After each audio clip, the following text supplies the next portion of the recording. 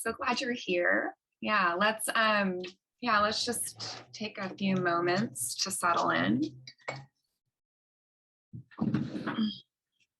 Just to connect with our experience now. Good morning. As we typically do when we gather in this way. So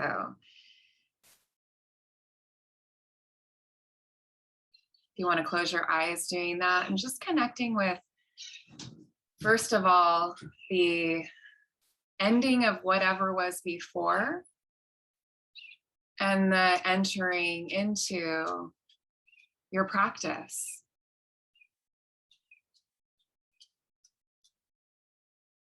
You might notice how present you feel, how here you feel.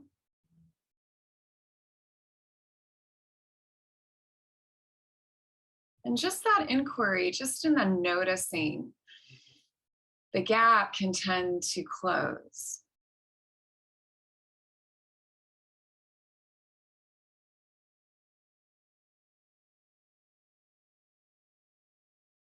And tapping into whatever the energy is like in your body.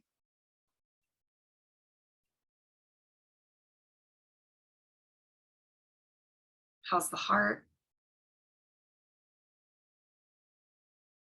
Bring some mindfulness to the emotional terrain, whatever the terrain is today or in this moment. Feeling into the throat and the chest and the belly.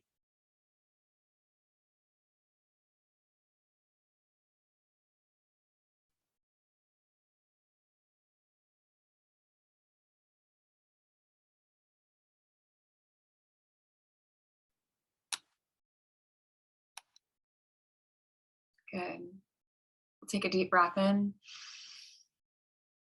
Hold, sip in a little bit more. Let it go. And again, deep breath in. Hold, sip in a little bit more and hold. And then exhale, drop it. And let some sound out. And one more like that, deep breath in. Hold, spin a little bit more. And let it go.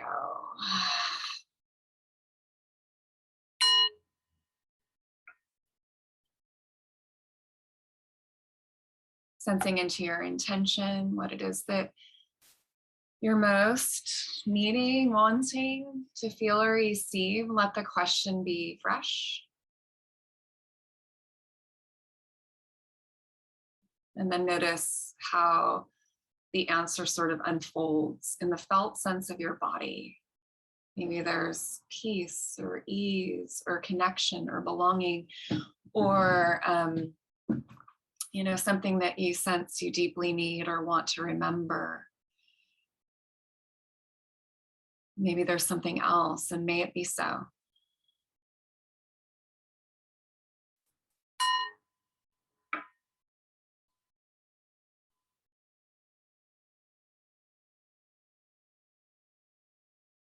And if your eyes were closed, you can orient to your space as you open them, which means to just really look at your space with fresh eyes. And this never gets old. We do this every time almost, right? And you can sense the freshness as you perceive the room. There's a freshness to the perception that is different from your thoughts about it. And I want you to sense that freshness. And then coming into a community with that freshness. And then the invitation is to be in your body, to keep coming back to your body, to remember your body as a stable anchor. The breath is similar, and the breath is actually part of our body. It's kind of stable anchor. it's stable compared to up here, right? Like you can go so far in your own head in like seconds, right? Like it's crazy pants, all the different places that you can go.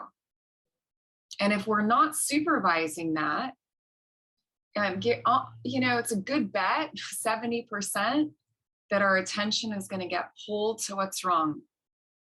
With life, with us, it'll see what's wrong. With whatever perception is noticing will be filtered through this lens of what's wrong. When we're devoted in the way we place our awareness, into thoughts, but then also recognizing that has a really strong gravitational pull, which is why we're here, which is why we need to, which is why we get to practice remembering what's always been here, which is everything, everything we need. And our inherent enoughness is always intact. This is given that we indeed do have everything we essentially need, like survival needs are met. That's a given or you're not here. You know what I mean? Right? And it's good to remember that too. Like what a blessing that we get to be here. And often we are missing that because we're thinking about all the shit we think about. Yeah. That generates a lot of emotions that we live inside of, and may this restore us and move us sort of open the mind to a whole different way of being, way of thinking, way of feeling. And so the body is an integral part of that. So staying in the body as best as we can as you listen to these words and you trust that you'll receive whatever it is that you're here to receive. Please, if you haven't already, go ahead and put your intention in the chat. And how are you doing? Good morning, Rachel. Like, where are you at? Or, yeah. And then what's the intention?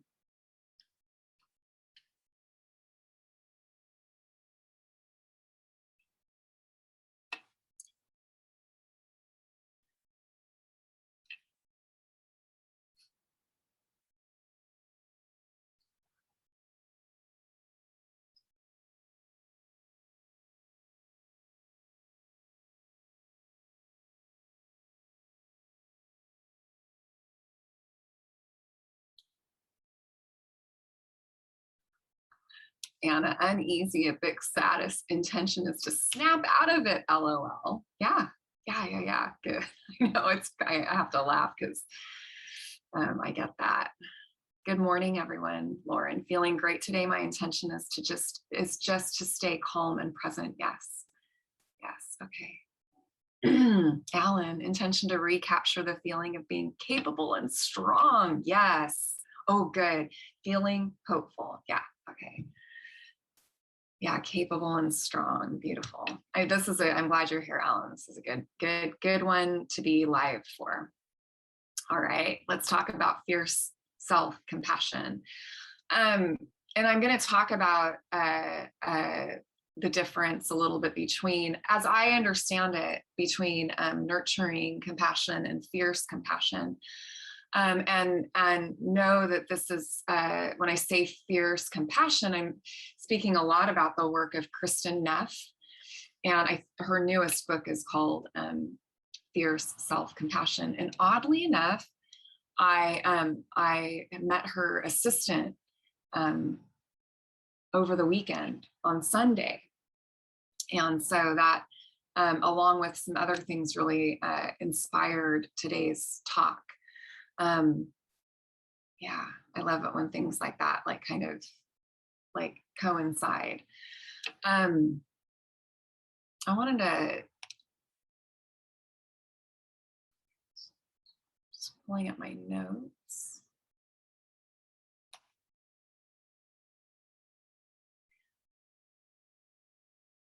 So when we talk about fierce self-compassion, it takes fierce compassion. It takes that to not dwell inside the tangle of fear thinking.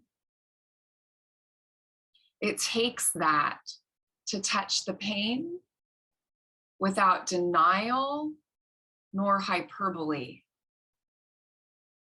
And it's not a betrayal of our care. And I love the poem by Martha Postlewaite that, you've heard it, me say it before, but it's so good here because I think she points to it not being a betrayal of our care so well in this when she says, do not try to change the whole world or do anything else grandiose. Instead, create a clearing in the dense forest of your life and wait there patiently until the life that is yours alone to live, you are able to receive, and it falls into your own cupped hands and you meet it. Only then will you know how to give yourself to this world so in need of rescue.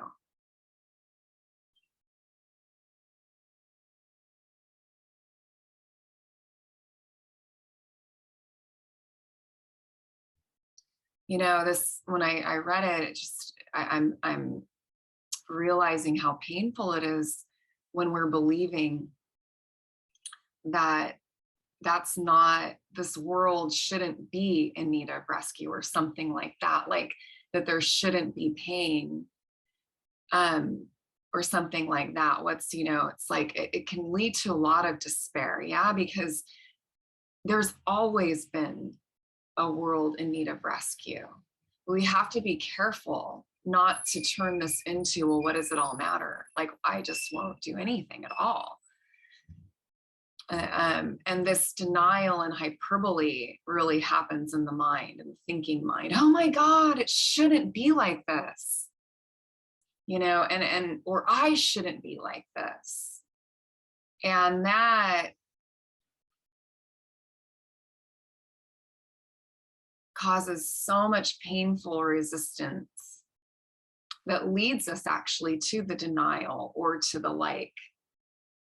going, it's like these extremes that we're living in, you're really seeing so many extremes. And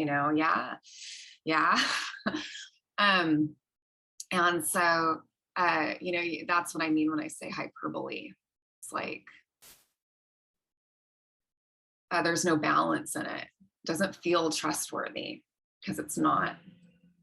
The near enemy of compassion, and this is from the teachings of the Buddha, the near enemy of compassion is pity. So compassion is not pity. It's not what's wrong, or what's wrong, or like, what's wrong? Like, how sometimes like that question can feel like someone's digging for like you to, like, maybe nothing felt like it was wrong. I hate that kind of what's wrong, but there's all kinds of different what's wrong that don't come from like a wholesome, compassionate place. And it's because it's not compassion, it's pity. I'm above you and I'm feeling bad for you or concerned for you. And it actually, it's gross to be on the receiving end of it. It's also robs the other of taking care of their own life. And it actually, it feels like my Buddha nature, if we're being pitied, the Buddha nature is being ignored. That's why it feels yucky. Now, the far enemy of compassion is despair. Yeah, you might have felt like I have moments of despair, conditioned by things that are happening in the world. I wanted to talk a little bit about the fierce compassion in the work of Kristen Neff. And this is actually from her. So just a summary I thought was really helpful. The quintessential question of self-compassion is, what do I need right now? What do I need right now? And more specifically, what do I need to help alleviate my suffering? Now, the answer to this question changes depending on the circumstances.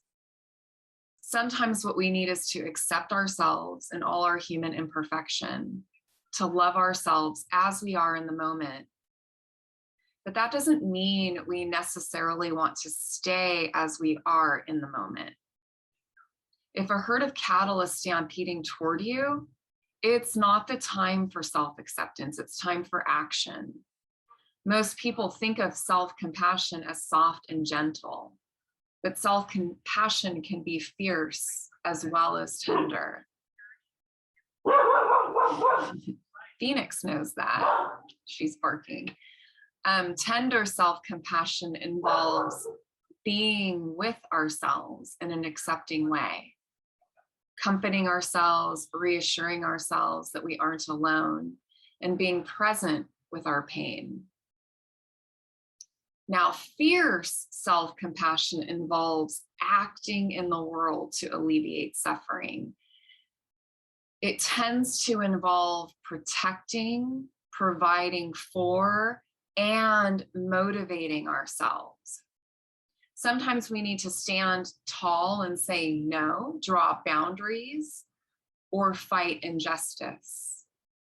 Or we may need to say yes to ourselves, to do what's needed to be happy, rather than subordinating our needs to those of others.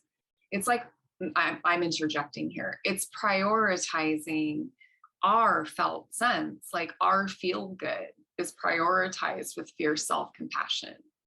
We know this requires fierce self-compassion because sometimes protecting our peace means upsetting someone else.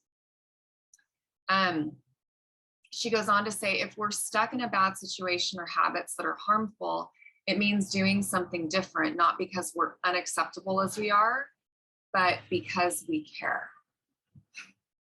If tender self-compassion is metaphorically like a parent soothing his crying child, fierce self-compassion is like Mama Bear, who ferociously protects her cubs when threatened, or catches fish to feed them, or moves them to a new territory with better resources.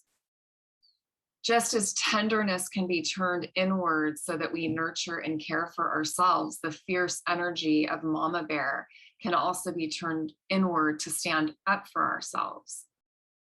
What's essential is that, like yin and yang, these two faces of self-compassion are balanced and integrated so that we can be whole. When both are present, it creates a carrying force that can be used to transform ourselves and the world around us.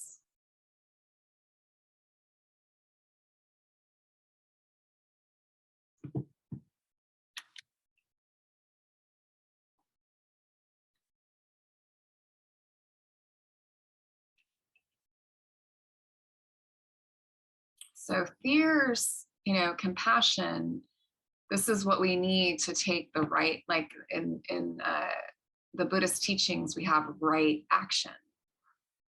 And to take right action, when that action is scary or hard, whatever that right action is, we need fierce compassion. It has to be in the tank, or we just will keep pushing the snooze button on whatever it is that fierce compassion is requiring. Speaking up, saying no, saying yes to ourselves, even if it causes others to be mad at us or uncomfortable. I think that fierce compassion is really, and I was talking with this woman that I'd met on Sunday about this particular thing, how it really needs to be in the tank if we're healing like codependency, for example, which does require the person who's not usually the one kind of steering the ship, inside of the relationship, to say no, to find their spine, to push back.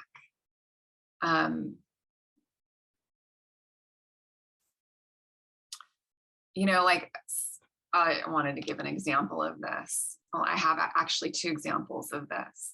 So you too, I'm sure, can relate to the necessity of cultivating this kind of fierce compassion for whatever it is that you're wanting to create in your own life. If you're a fawner, especially if you're someone who tends towards pleasing and smoothing out and not wanting to cause a stir or create waves or discomfort, that this is especially for us, because wherever our next kind of growth piece is often on the other end of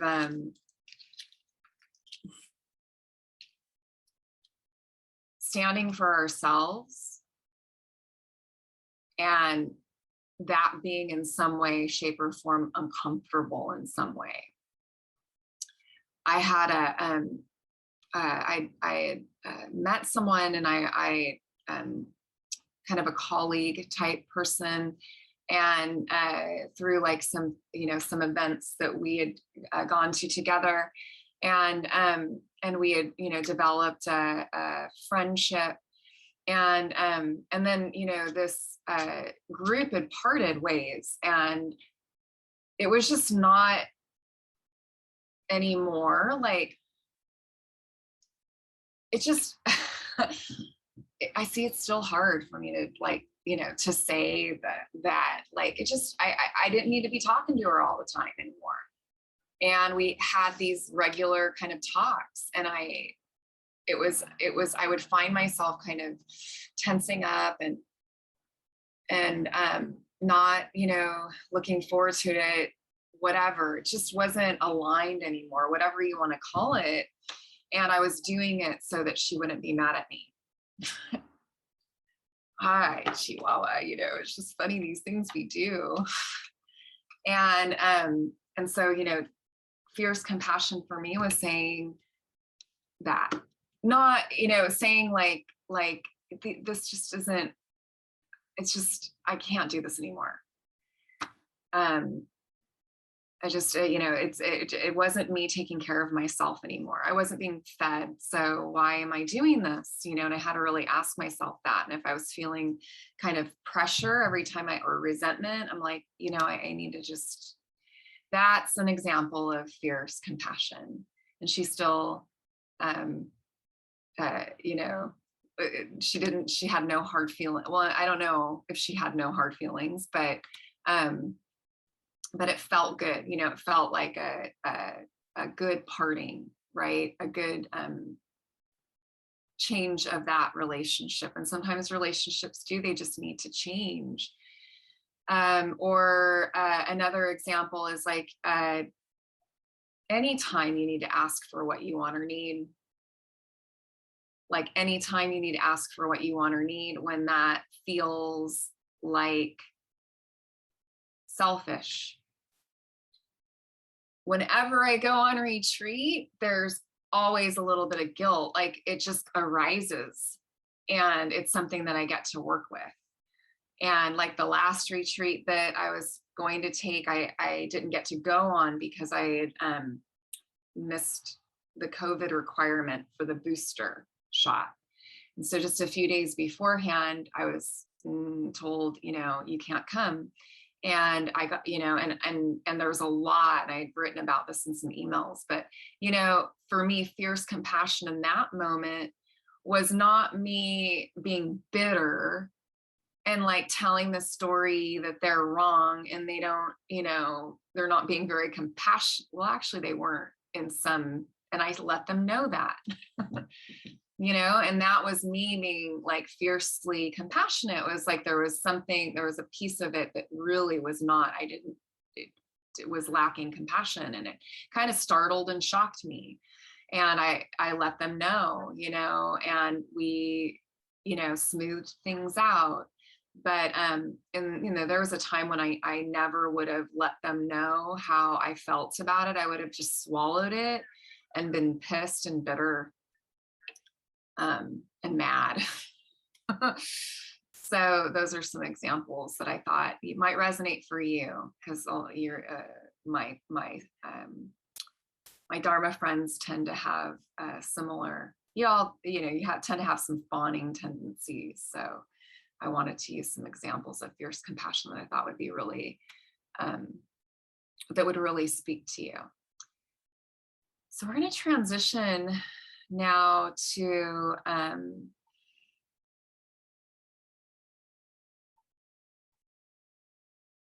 last little thing. Yeah, making any changes, really a lot of changes require, even good, especially things that are good, but they're like growth changes.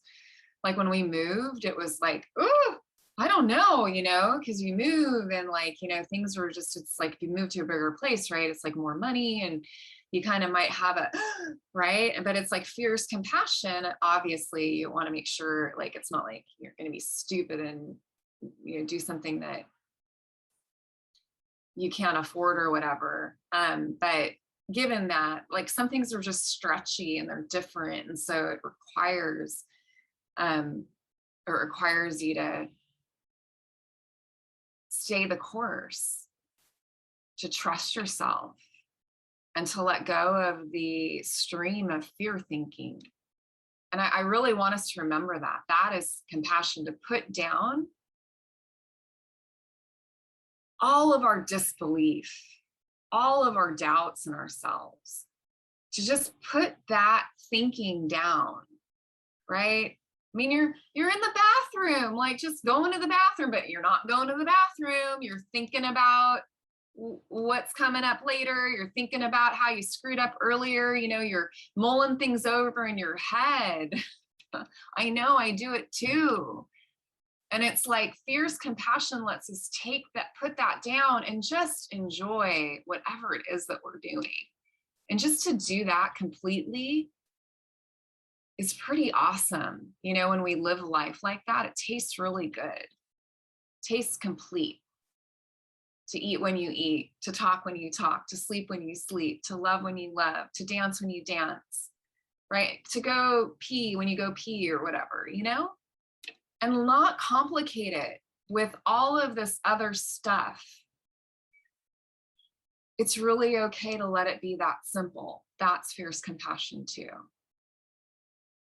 Let's go ahead and find your comfortable seat. If you're in a chair, remembering to uncross your legs if you tend to do that kind of out of habit. And feet can be on the floor. This would be a really nice sit for eyes open, as we do in Zen. But if your practice is to keep your eyes closed, that's fine too, whichever practice you do, just choosing that, whatever the gaze is.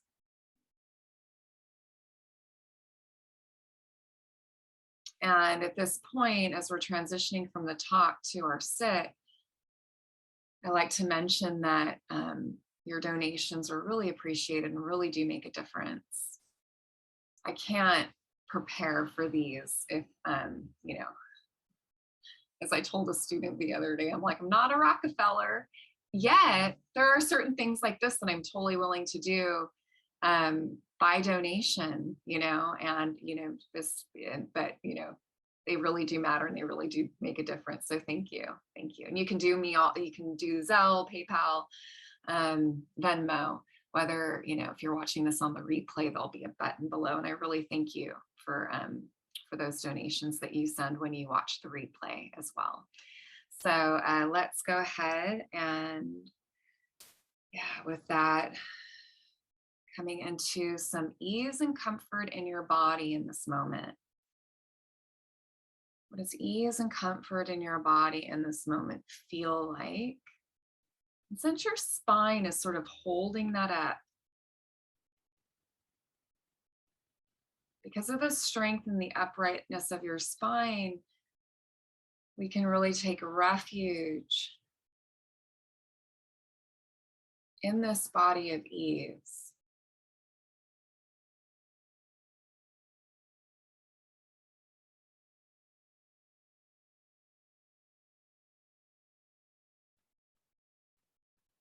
Do not try to change the whole world or do anything else grandiose.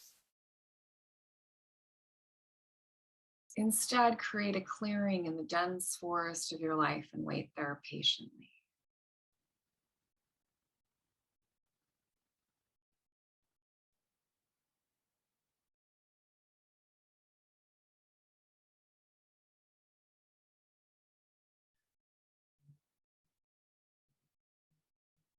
Since awareness is so habitually pulled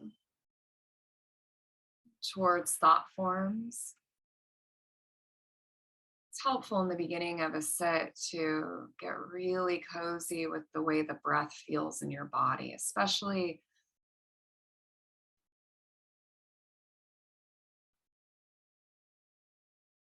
the belly.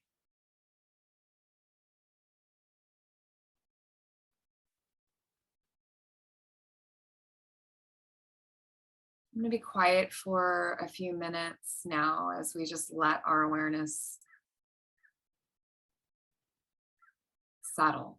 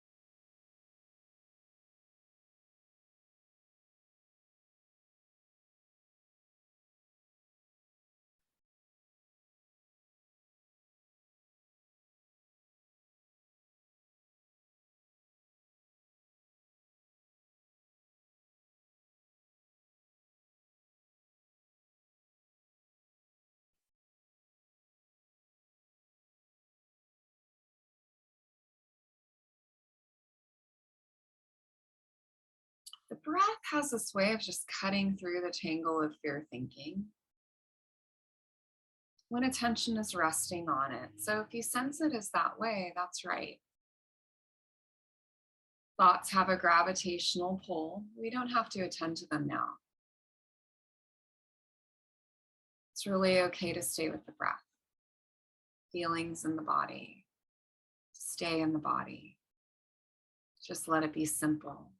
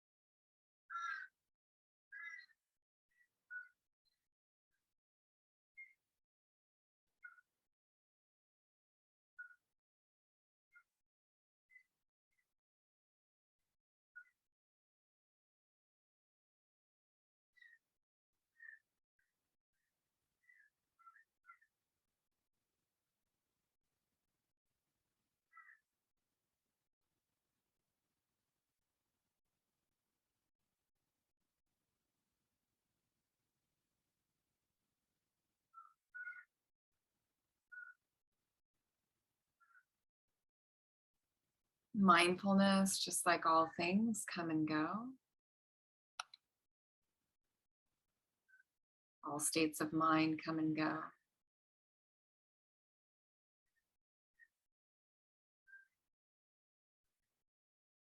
You start to notice that you tightened up or gotten contracted, just relaxing.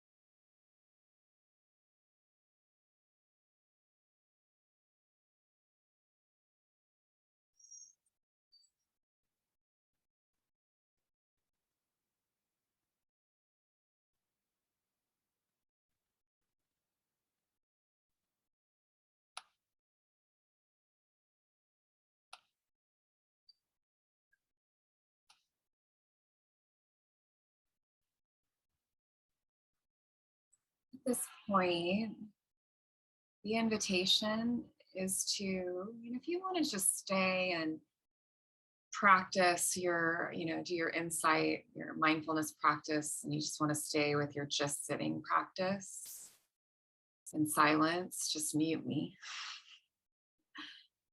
and continue to sit with us. Yeah, because you can just continue to sit with us, but or just stay with your own practice. And but if you want to transition with me now to a little more guided practice around the cultivation of fierce compassion, then I invite you to just reflect on a situation in your life in which you need some fierce self-compassion. Maybe you need to protect yourself, or maybe you need to draw some boundaries,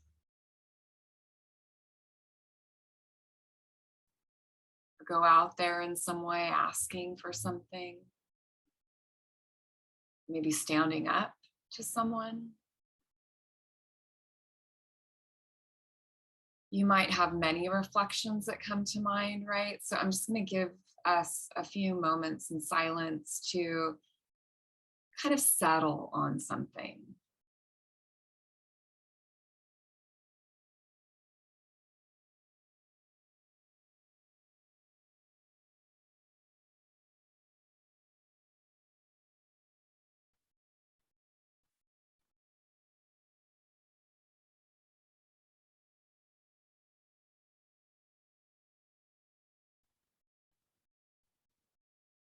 It's good as you reflect on this to recognize the suffering that's here, to clearly feel and see it.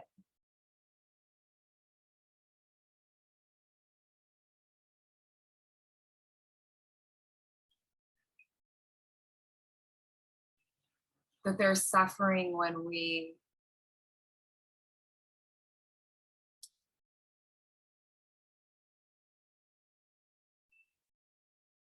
swallow or make ourselves small, or we swallow what we need to say, or we're not in some way going after what it is that we want. It's good to just recognize, oh yeah, that this is painful, there's suffering here.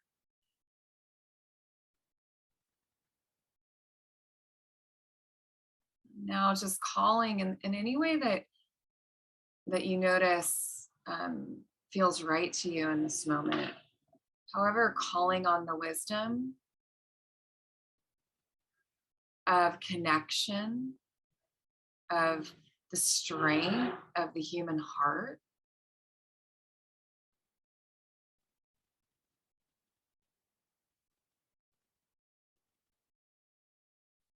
the strength of our common humanity.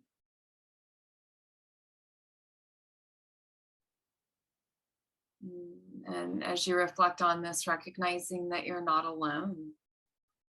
Other people too, or have a hard time with this. You're not alone.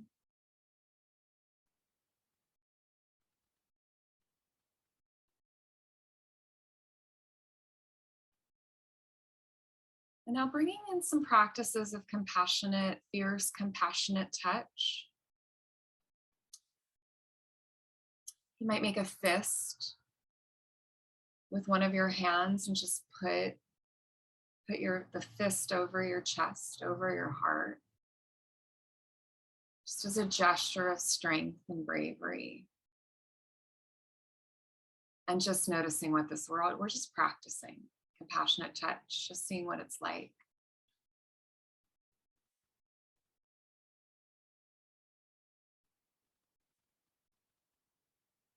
Sensing this as a commitment to being kind to yourself, commitment to keeping yourself safe, a commitment to standing up for yourself. And sometimes it's standing up to yourself. when we're dealing with the inner critic.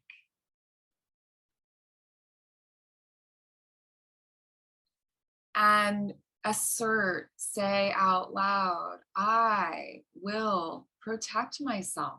I will protect myself. I will stand for myself.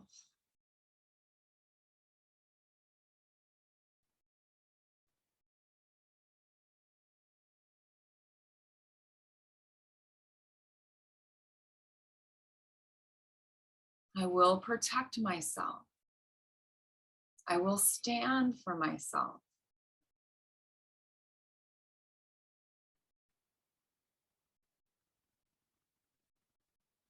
And now we'll put another hand over our fist and just holding that hand kind of tenderly, like a mama bear holding her cubs.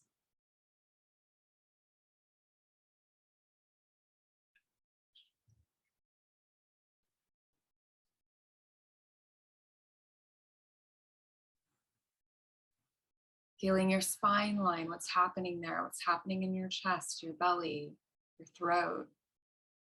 Give yourself full permission to feel whatever's here. Force of your anger or your resolve or your truth.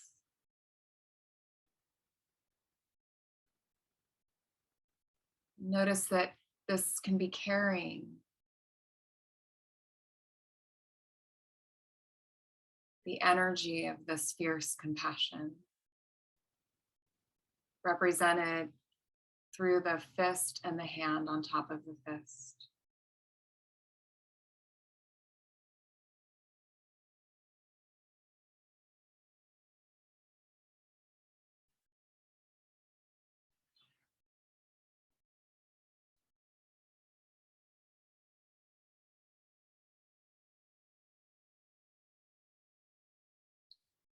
And then we'll let that go.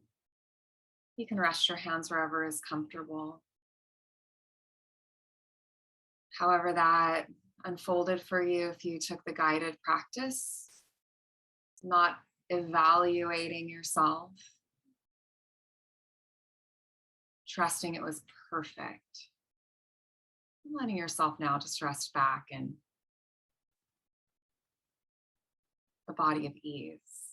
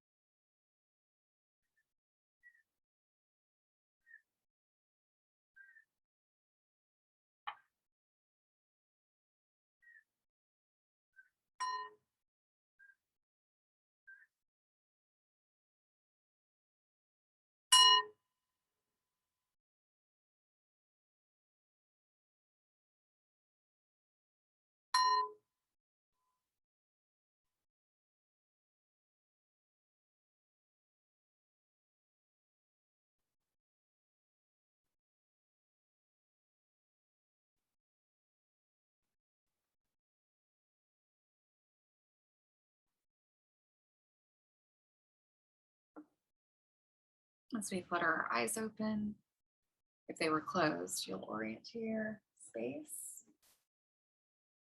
And then we'll orient to each other.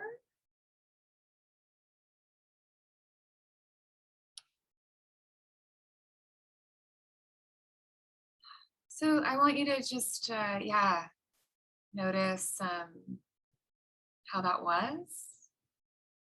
May that be of benefit. May the teachings and the practice be of benefit to you today. I'd love to hear in the chat, what is your takeaway? Welcome. Kiyomi, I think is how I say your name.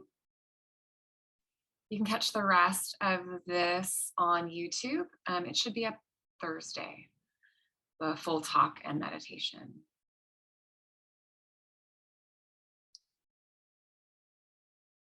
Oh, good. Welcome, so glad you're here. We'll be back next week.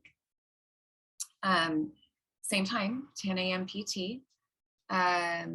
Likely exploring more of this fierce compassion, a different facet of it, though don't hold me to that because I do reserve the right to switch it if I feel that.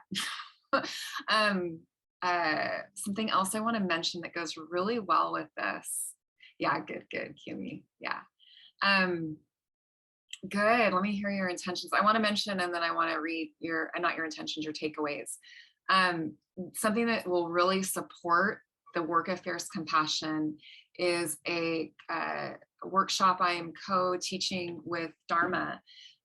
We've taught it many times, not many times, but several times. We didn't teach it at all during COVID, and we've made changes to it and such, but it's called The Alchemy of Confidence. And it is happening in July. It's a 3-hour experiential workshop. I'm looking for the date here because I hadn't planned on announcing it. And then I was like, oh my gosh, it's the perfect fit. Well, anyway, stay tuned. It's in July. I'll make sure that I have the date for you. Or is it in August? Anyway, it's coming up. And we're not doing it via Zoom, but we are doing it in person. So if you're a Long Beach local or you want to drive a little bit and come, it's worth some travel. Taking away from this the need to bring self-compassion. I am better at soft self. I am better at the fierce compassion. Oh, interesting. Yeah. Good, Lauren. Good. Yeah. Yeah, it showed you that it's actually the nurturing compassion that you're hungry for. Beautiful. I feel strong in clearing away and awaiting what comes. Anna, yes. Belinda, thank you for this. I needed to learn about fierce compassion. The fist with the hand over was good. Good. So call upon that. We'll all be, those are like mudras, right? So, and they don't work unless you do them. They have to be done, right? So we can practice that mudra together. Perfect timing for this. Yeah, exactly what I needed to solidify what I was feeling. Yeah, fierce self-compassion often means take action to give us what we. Beautiful. Yes, Alan, that's great. That's why you came. And again, fierce self-compassion. It's her new book. There's lots of good stuff out around it. So geek out on that. And thank you for your donation. And I'll see you next week. Please come back. Different group this week, a little bit, with the exception of maybe one person than last week. So that's good. So how about we all keep coming back every week? Yay! Yay! It'll happen. I'm in it for the long haul. So, this is a young group. We just started this in COVID. So, all right, be well, and I will see you next week. You're welcome. Bye.